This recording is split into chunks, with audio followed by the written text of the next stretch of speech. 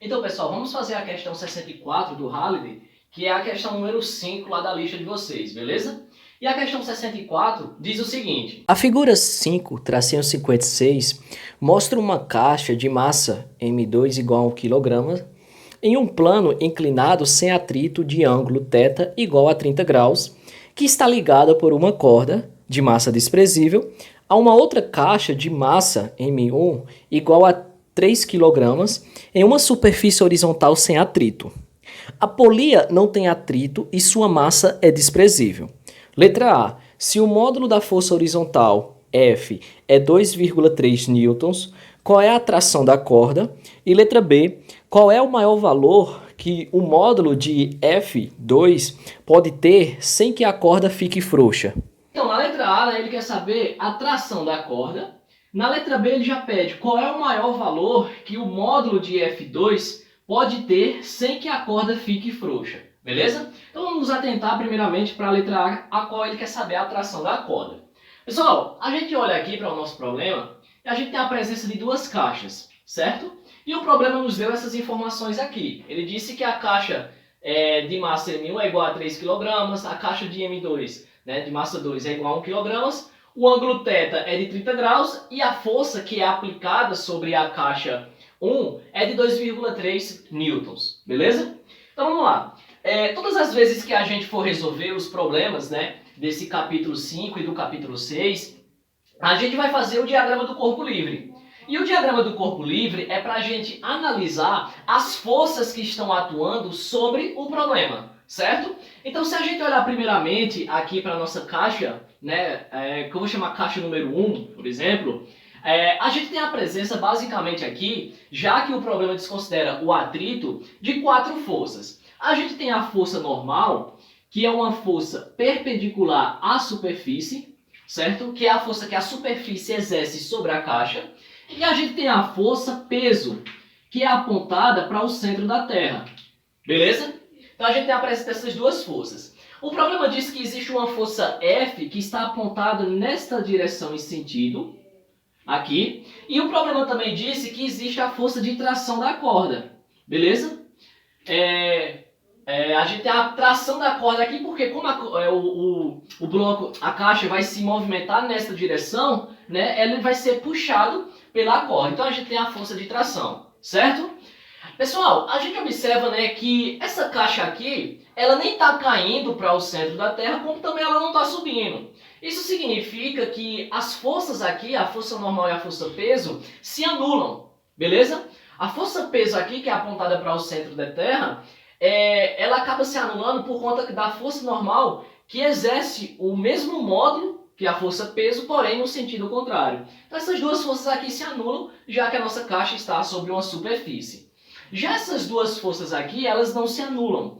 E aí, para a gente saber, né, montar a nossa equação para a nossa primeira caixa, a gente tem que se lembrar lá da segunda lei de Newton. Quase todos os problemas, ou praticamente todos os problemas desse capítulo, a gente vai utilizar a segunda lei de Newton, em que é a equação 5-1, lá do Halliday, e a segunda lei de Newton diz que força resultante é igual a massa, no caso aqui, como a gente está analisando a caixa M1, né? Massa M1 vezes a aceleração, beleza? Então vamos lá. Essas duas forças aqui se anularam, sobraram essas duas forças. Se eu traçar os eixos, né?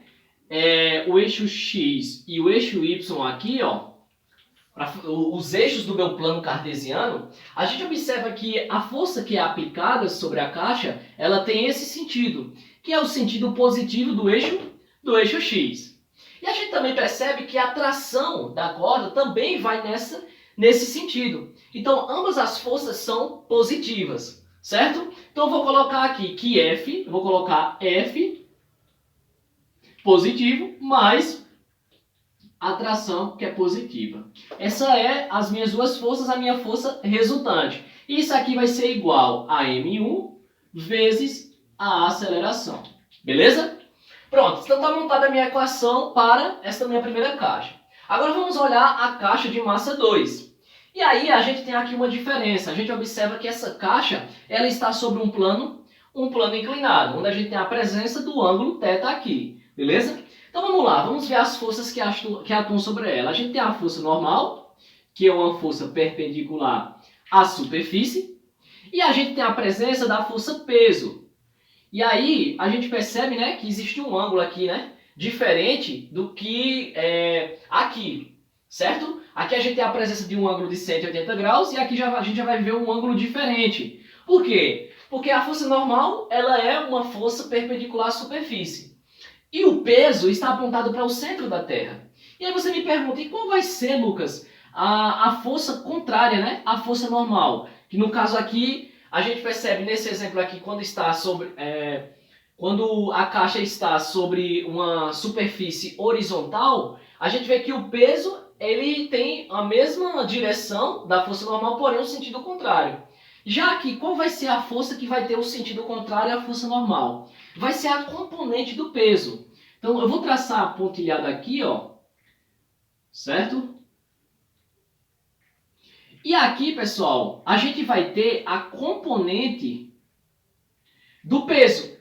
E aí é o seguinte, se eu traçar, né, os eixos aqui cartesianos, então, por exemplo, traçando o eixo aqui, eu vou chamar X, e aqui, né, o eixo Y, beleza?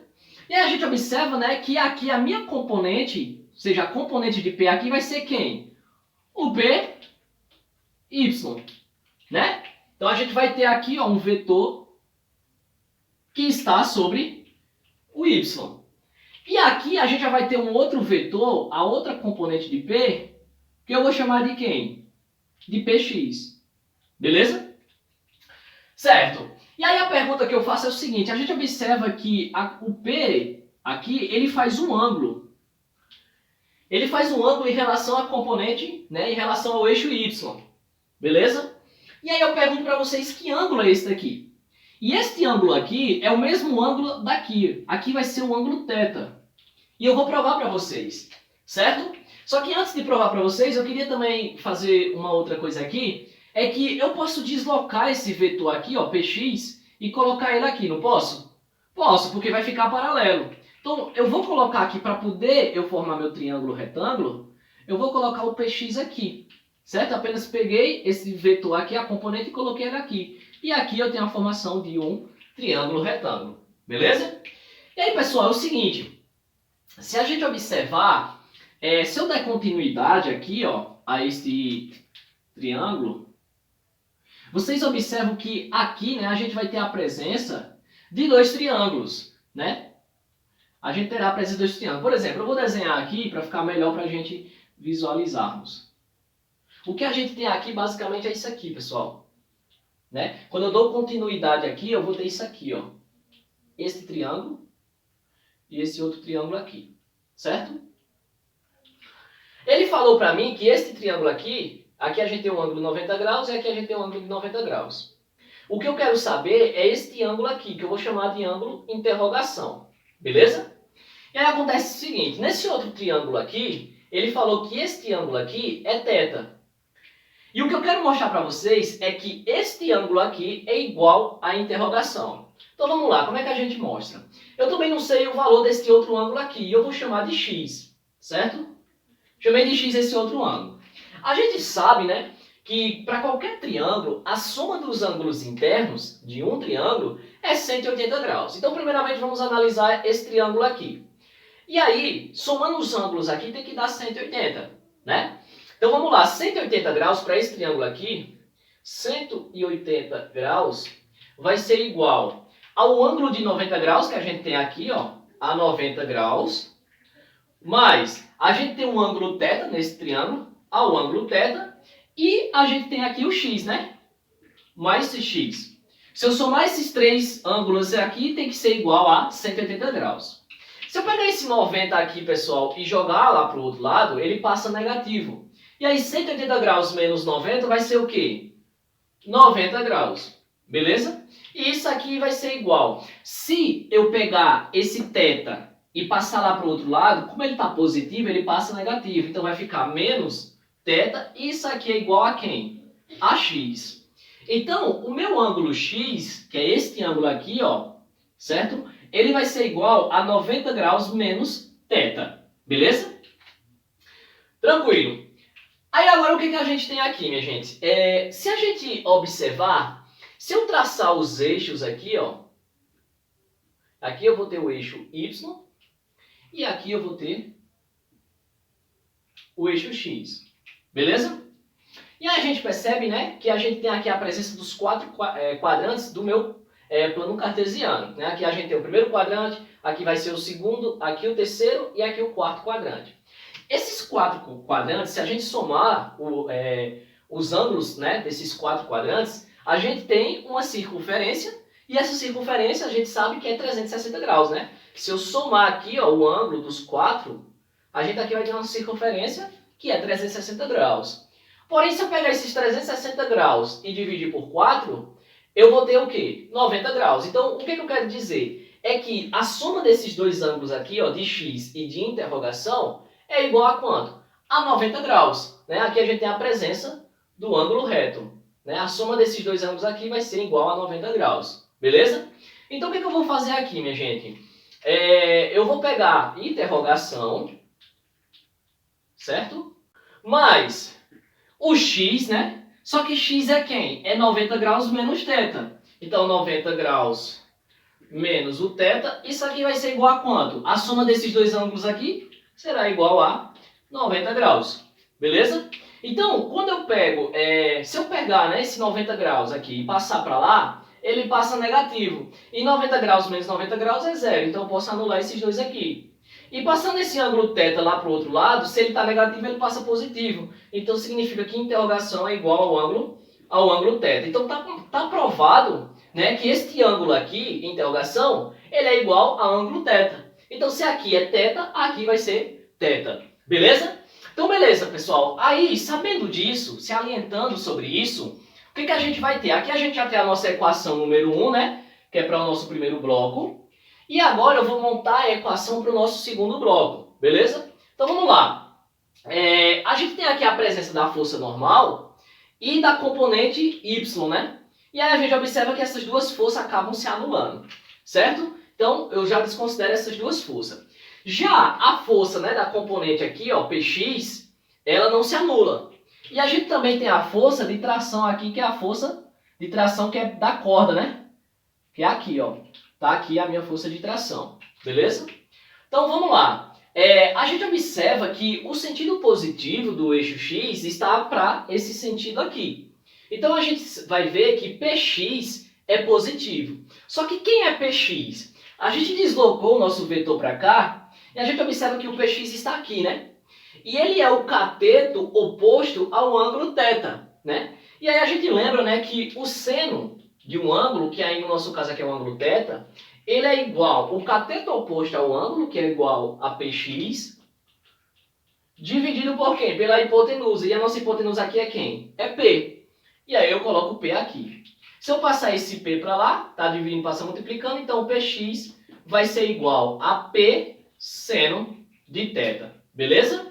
Esse é o meu valor de Px, que é a força, que é uma força positiva. Já a tração, como ela é contrária ao movimento, a minha força de tração aqui, né? Então ela vai ser o quê? Negativa. Então eu tenho que a minha equação que eu vou formar para esta caixa aqui vai ser o seguinte: Px, que é quem? É P seno do ângulo, certo?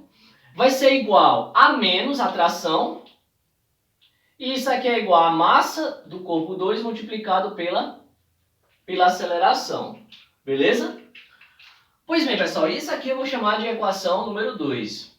Então essas são as duas equações para o meu problema. E aí observa o seguinte, a gente tem essa equação aqui e essa. E o problema na letra A, ele quer saber a tração da corda, certo? Pessoal, quando a gente olha para essas duas equações, a gente observa que existem duas variáveis que a gente não sabe o valor delas. Quais são as variáveis? Se a gente olhar para essa primeira equação aqui, a gente sabe a força, porque o problema deu. A gente sabe a massa, só que tem duas coisas que a gente não sabe aqui olhando para essa equação, que é a tração e a aceleração. Beleza? Se a gente olhar para cá, para essa equação aqui, a gente tem a força aqui, que é Px, né? A componente da força peso. E lembrando, né, pela equação lá 5-12, a equação 5-12, ela fala que o peso é a massa vezes a aceleração gravitacional. Depois eu vou substituir esse P aqui por M vezes G, que aí no caso vai ser M2, né? Que a gente está analisando a caixa 2, M2 vezes G, certo? Então vamos lá. A gente sabe isso aqui. E o seno de θ, seno de 30 graus, né? Que é igual a 1 sobre 2, né? E aí a gente tem aqui também nessa segunda equação que a gente não sabe o valor da atração e da aceleração. Eu vou somar essas duas equações, pessoal. E se eu somar essas duas equações, eu posso cancelar, né, o t aqui, ó, porque esse t aqui é positivo e esse t é negativo, eu posso cancelar esses dois termos aqui, não é isso? Cancelei. E aí vai sobrar quem? Vai sobrar a aceleração, né? Que eu não sei. Então eu vou colocar aqui embaixo, ó. Eu vou somar aqui nesse primeiro lado, do meu lado esquerdo, a força F com o peso aqui, né? O peso vezes o seno de θ. Eu já vou colocar o valor direto aqui, beleza? Então eu vou colocar mg vezes o seno de θ, mais quem? Mais a força, mais F.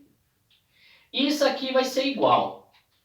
Se eu observar bem, a gente percebe, né, que a aceleração ela está multiplicando m1 e a aceleração está multiplicando quem? m2. E eu vou somar. Eu já vou fazer uma simplificação aqui direta. Eu vou pegar, ó, m1 mais m2 e vou multiplicar pela aceleração. Beleza? Se eu fizer aqui o chuveirinho, a gente volta aos termos anteriores.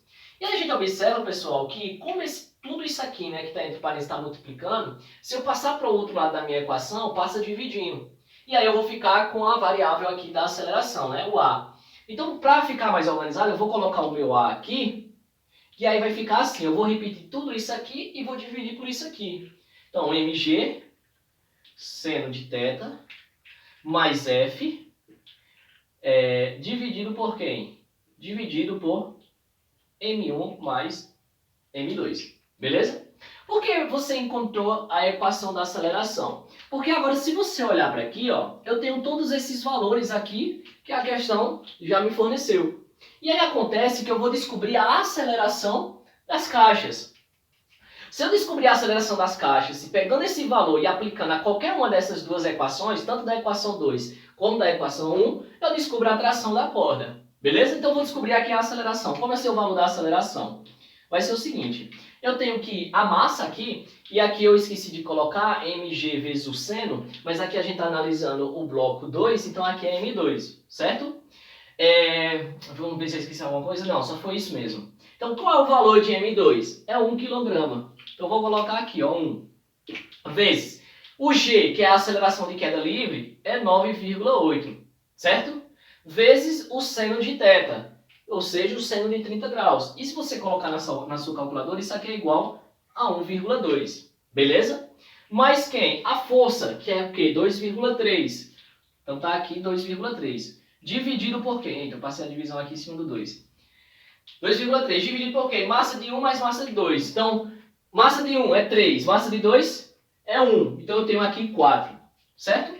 Então, se você multiplicar aqui, você fizer essa continha aqui, pessoal, a gente vai ver que a nossa aceleração vai ser de 1,8 metros por segundo ao quadrado. Beleza? Então, eu tenho o valor da aceleração. E vocês lembram que eu tinha falado, né, que nas duas equações a gente precisava saber o valor de duas variáveis, que era a aceleração e a atração. Se eu tenho a aceleração, eu volto a descobrir agora o quê? A atração. E aí eu posso substituir esse valor para qualquer uma dessas duas equações. Eu vou escolher a equação número 1, certo? Vou escolher a equação número 1 e já vou substituir os valores. Se a gente olhar para ela aqui, ó, eu vou colocar ela aqui, né? Então, F mais T é igual a M1 vezes a aceleração. Beleza? Se eu pegar esse F e passar para lá, né, vai isolar aqui a variável T, que é o que eu quero saber, né? A atração da corda. Então, T vai ser igual a M1 vezes a aceleração, né, menos a força, certo? Então, a tração da corda vai ser igual. Massa de 1 é quanto? É 3. Vezes 1,8, né, que é o valor da aceleração. 1,8. Menos quem? Menos F. E qual é o valor de F? é 2,3. Certo? E aí, se você fizer essas continhas aqui, você vai ver que a atração da corda ela vai ter aproximadamente 3,1 newtons. Beleza? Essa é a resolução da letra A. Na letra B, ele quer saber qual é o maior valor, né, que o módulo de F2 pode ter sem que a corda fique frouxa, né? Então, F2 aqui é uma segunda força, certo? E ele quer saber essa força, qual é esse maior valor, né, dessa força que pode ter sem que a corda fique frouxa. Quando a corda fica frouxa, pessoal, não existe mais a força de tensão, né? Porque a força de tensão é provocada quando a corda ela é esticada em ambos os lados. Então, quando a gente olha para a segunda equação aqui, a força de tensão, né, será igual a zero. E aí acontece o seguinte, eu vou repetir aqui, né, a minha segunda equação, só que já considerando a força de tensão igual a zero. O P aqui a gente já falou, né, que é a massa, no caso aqui do meu corpo 2, né, então M2 vezes G. O seno de θ, certo? Isso aqui é a resolução da letra B. Beleza? Vou até passar uma linha aqui para vocês saberem, não misturarem. Então, olhando para a nossa equação aqui, né? Seno, só que a tensão é zero. E isso aqui é igual, repetindo aqui, a M2 vezes a aceleração. Certo? Esse M2 aqui, né? A massa da caixa 2, está multiplicando, eu posso cortar esses dois aqui, né? Porque se eu passar para o outro lado, passa dividindo, isso aqui vai dar igual a 1. E aí, isso vai acontecer, né? Esse ponto crítico, o módulo dessa força, né? O máxima, o maior valor, vai acontecer quando a aceleração for igual a isso aqui, ó. Então, esse A aqui, né? Eu vou passar para cá, ó. A aceleração é igual a G seno de θ. Beleza? E eu vou substituir os valores. A vai ser igual a 9,8, que é o valor de G, né, a aceleração de queda livre, vezes 1,2, que é o seno de θ, que é 30 graus. Beleza? Isso aqui vai ser igual a 4,9 metros por segundo ao quadrado. Beleza? Então, quando a aceleração atingir este valor, né, a gente tem, né, o maior valor da força, que aqui ele está chamando de F2. E aí acontece o seguinte, minha gente. Se a gente substituir este valor aqui da aceleração na nossa primeira equação, né, considerando que não existe mais força de tensão, olhando para cá, para a nossa primeira equação, a gente observa que existe F aqui. E o F aqui, substituindo o valor de 4,9 da aceleração, esse F aqui vai ser o F2 que ele está pedindo. Beleza? Então vamos lá, eu vou pegar a minha primeira equação. Aqui em cima, né, eu usei a minha segunda equação, certo? Agora eu vou utilizar a primeira equação, que é aquela ali em cima. Vou colocar ela aqui para ficar bem legal para a gente entender. F mais T mais M1, igual, né? Igual a M1 vezes a aceleração. A força de tensão é zero, né? E aí, pessoal, esse F aqui, que no caso vai ser o F2 lá, certo? Por que vai ser o F2? Porque esse valor da aceleração eu vou substituir com 4,9, beleza? Então, o que vai ficar aqui? O F2 vai ser igual. A massa do corpo 1, M1, é 3, e eu multiplico aqui 3 vezes 4,9. Isso aqui vai ser igual a 14,7 newtons, certo? Então essa será, né, um módulo maior, né, sem que a corda fique frouxa, beleza? Essa é a resolução da letra B e assim finalizamos a questão 64 do Haliday. A quinta questão da lista de vocês.